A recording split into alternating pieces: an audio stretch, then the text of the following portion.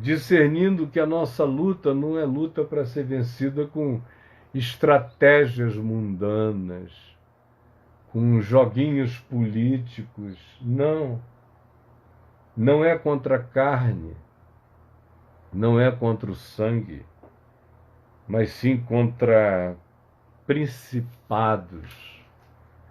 São seres de outra dimensão. Na linguagem antiga da Bíblia, poderiam ser associados a arcanjos caídos, principados. Os arcanjos eram chamados de príncipes. E no Velho Testamento, em várias ocasiões, príncipe, especialmente em Daniel, mas também você vê isso em Josué, Juízes, em outros lugares. Mas em Daniel é o príncipe de Israel, é o príncipe da Pérsia, é o príncipe da Grécia. É uma linguagem que vem lá do tempo dos persas e do cativeiro, de principados invisíveis, principados celestiais. Eu tenho um livro chamado Entre Dois Mundos, que já se chamou no passado Batalha Espiritual, e que fala sobre essas muitas categorias de seres e das intervenções deles não só nos indivíduos, mas nas nações. Tem espíritos que são espíritos obsessores de indivíduos, que a gente chama de endemoninhados. E a história deles não está revelada nem no Novo nem no Velho Testamento, mas há pistas da natureza dele em alguns livros pseudoepígrafes, como o livro de Enoque, que nos dizem de onde vêm esses espíritos imundos que se vinculam a indivíduos que querem possuir corpos individuais. Eu já falei sobre isso, uma hora dessa eu volto a falar. Mas os principados, as potestades, não têm a obsessão da possessão corpórea, individual. Eles têm a obsessão da dominação coletiva, da dominação cultural, da dominação política. Eles sempre buscam a oportunização, quando a medida da iniquidade dos povos vai se somando, vai aumentando, vai se empilhando, vai fazendo uma barragem Brumadinha, a montante. Eles vão crescendo com a loucura humana, com a loucura social, eles vão alimentando, é um processo de retroalimentação. Eles comem a produção da cultura humana e eles exacerbam a obsessão humana pelo exagero em todos os níveis, pela polarização, pelo exagero, pelos extremismos em todos os níveis, porque eles se fortalecem dessa energia. Tanto mais quanto ela chegue carregada de ódio, de raiva, de preconceito, de discriminação, de acepção de pessoas, tanto mais quanto a cultura fique possuída por esse espírito de idolatria, voltado, seja para o que seja, para uma ideologia, para o nacionalismo patriótico, para um indivíduo. Tudo isso é idolatria, para a religião. Tanto mais quanto haja esse volume crescente, tanto mais nós fornecemos alimento para os principados, para as potestades, para esses poderes do mundo invisível. Primeiro, Paulo fala de principados, que eu disse que pode ser uma alusão a arcanjos caídos, mas a própria designação arcanjo já é uma designação, apenas só uma designação. Não tem nada fixo no universo, não há um cartório que batizou esses seres de arcanjos. Esses foram os humanos, observando, vendo, discernindo, sentindo, que disseram: existem seres superiores aos próprios anjos. E isso se associou à ideia de principados invisíveis, vinculados a nações específicas. E eles são do bem, esses seres, tanto quanto são do mal. Eles, na linguagem contemporânea, o pessoal chama de extraterrestre, que é tudo quanto não é da Terra, não é humano, não é da nossa energia, de outra energia. O Novo Testamento chama de principados. O Velho Testamento também, anjos ou principados. E Paulo também faz alusão a potestades, que é a palavra exousia, que define poder, uma autoridade. Existem camadas de dominação na dimensão invisível que, quando a gente as acessa pela via do ódio, da raiva, do espírito da guerra, elas nos dominam. Elas possuem uma nação inteira, uma coletividade inteira. Não há argumento capaz de demover ninguém dessa presença, da instalação desse poder na mente de indivíduos, no mundo inteiro e especialmente nos lugares onde há esse empilhamento de medida de iniquidade crescente. E ela se torna muito pior quando aqueles que deveriam ser sal, luz, ser testemunho de Deus, se aliam a essa malignidade. Aí o fortalecimento dessa potestade fica infinitamente maior do que a gente pode imaginar. Um dia você vai me compreender, um dia você vai dizer: ele estava ensinando a verdade com uma clareza brutal, e eu preferi botar os olhos e os ouvidos em outra direção. A palavra, todavia, foi dita. Principados e potestades, dominadores, os dómenes deste mundo tenebroso, do controle político, são aqueles que se fazem um com esse poder, que, como diz Paulo, ficam à disposição da manifestação desses pensamentos, desses desejos, desse espírito antimorte que assola indivíduos, mas assola sobretudo nações inteiras. Há nações que de repente amanhecem sob uma insígnia espiritual diferente. Mudou tudo da noite para o dia. E mudou para pior, mudou para horroroso. E a gente não tem mais o que dizer. Nós não somos mais compreendidos. A palavra mais pura do Evangelho é rejeitada, especialmente por aqueles que deveriam ser os discípulos e que se tornaram apaixonados pela corrupção daquilo que não é mais evangelho, que é só religião sem Deus, sem vida, sem amor, sem compaixão, sem misericórdia. Como até os mais envolvidos com isso, que estejam me ouvindo, sabem exatamente que é verdade, especialmente eles. Eu conheço a todos eles e sei que eles sabem que é verdade. Eu teria tanta história para contar, mas não vou contar não, agora não.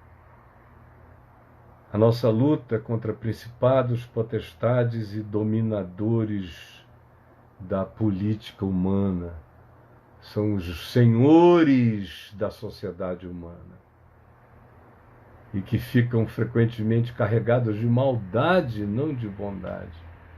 São raros os que vêm cheios de bondade, justiça e verdade.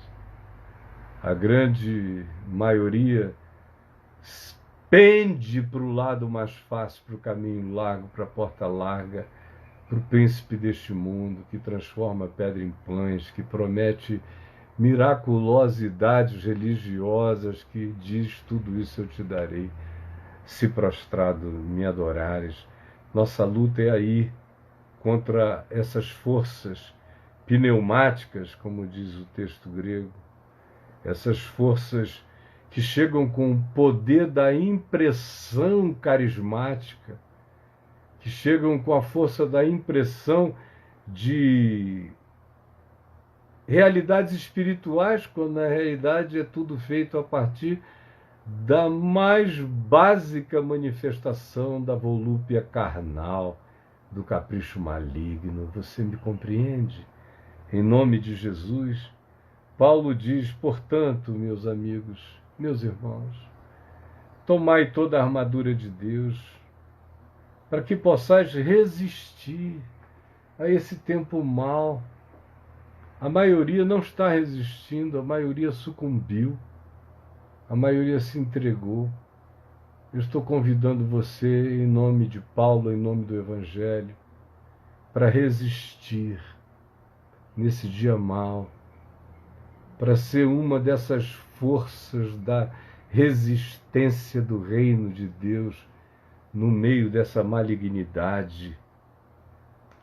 Vistam as armaduras, cinjam-se de verdade, cubram-se com a couraça da cruz da justiça de Cristo, não negociem o Evangelho por nenhuma promessa de prosperidade, glorie-se exclusivamente na cruz e vista-se dela. Ela é, de fato, a protetora do seu dorso, da sua vida.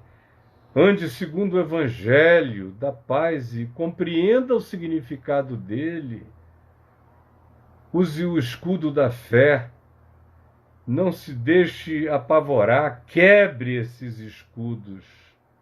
Quebre em nome de Jesus. Apague os dardos inflamados do maligno. E ponha o Evangelho como pensamento, como capacete, como proteção. Pense como Jesus, pense com a lógica de Jesus, pense com a lógica do Evangelho, creia nos princípios de Jesus, que aquele que se exalta será humilhado e que aquele que se humilha que será exaltado, que é na nossa fraqueza que se aperfeiçoa o poder de Deus. Não creia em nenhuma outra promessa ou revelação, é mentira satânica. Não embarque nisso. Antes, tome o capacete da salvação e a espada do Espírito, que é a palavra de Deus, não é a Bíblia como livro. É a palavra que está na sua mente, que está no seu coração, que é o chão no qual você anda, como o Evangelho da Paz, que é a espada que sai da sua boca, como palavra de Deus, não para agredir, mas é palavra de discernimento, de sabedoria, de verdade, de conhecimento. Essa é a espada com a qual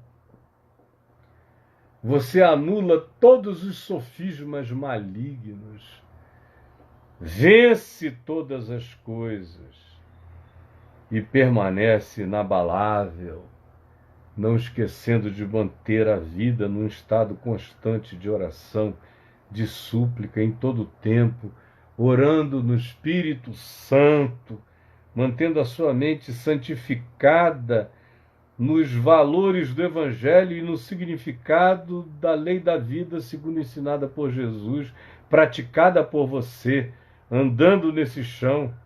Para isso, vigiando, de olhos bem abertos. Não dê moleza, abre os olhos, meu querido, minha querida. Veja, pelo amor de Deus, enxergue. Discirna, vigie, todo dia, tem que ter perseverança.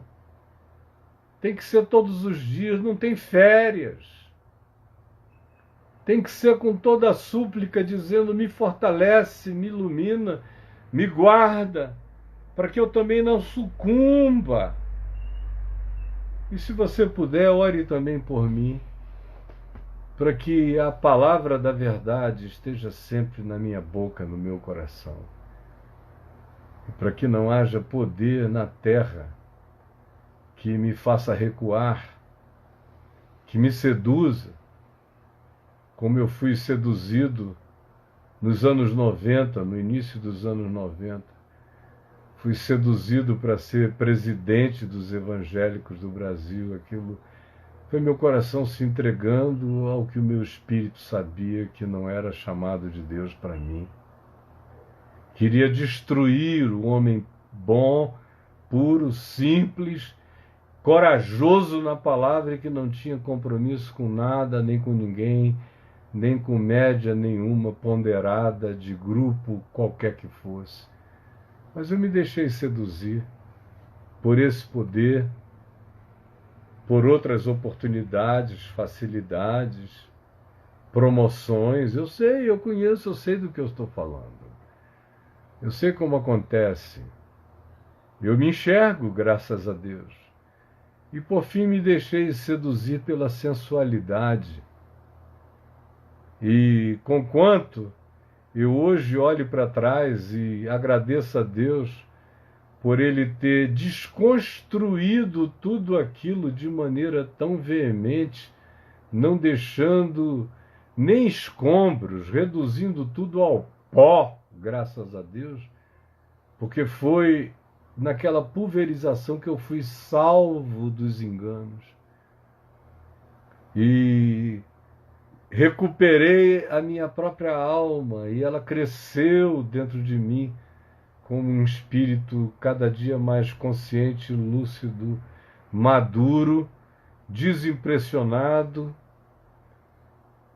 livre, graças a Deus, das miragens, vigiando, vendo, enxergando, discernindo, percebendo, orando em todo o tempo no Espírito e andando em amor, para que depois de ter pregado a outros, eu não venha a ser de modo algum desqualificado. Ao contrário, ore também por mim. E não tenha vergonha do Evangelho. E não tenha vergonha desse prisioneiro do Evangelho que sou eu, desse discriminado pelo ostracismo dos apavorados que sabem que a palavra de Deus na minha boca corta como verdade. Por isso eles não querem que ninguém ouça, que ninguém saiba, eles querem encobrir, eles querem tapar, mas eles não conseguirão, porque as trevas não prevalecem contra a luz, porque esse gosto vaza e é sutil e vai alcançando a muitos. E porque a promessa da vitória está sobre mim e sobre todos quantos andam na pureza, na simplicidade do Evangelho de Jesus. Senhor, por favor, Tu estás vivo e eu estou aqui anunciando a Tua palavra, tirando o véu, fazendo o apocalipse do mundo espiritual, para que milhares e milhões enxerguem. Mas só enxergarão se o teu espírito quebrar essa couraça, essa blindagem de impedimento que está nos sentidos deles, que estão totalmente embotados pelas tábuas de pedra, pela hipocrisia, pela ganância, pelo ódio, pelas fobias contra a existência do diferente. Por favor, salva-nos disso que está matando a gente. É o que eu te imploro agora, crendo que o teu Espírito vai agir com o poder espiritual dessa vitória.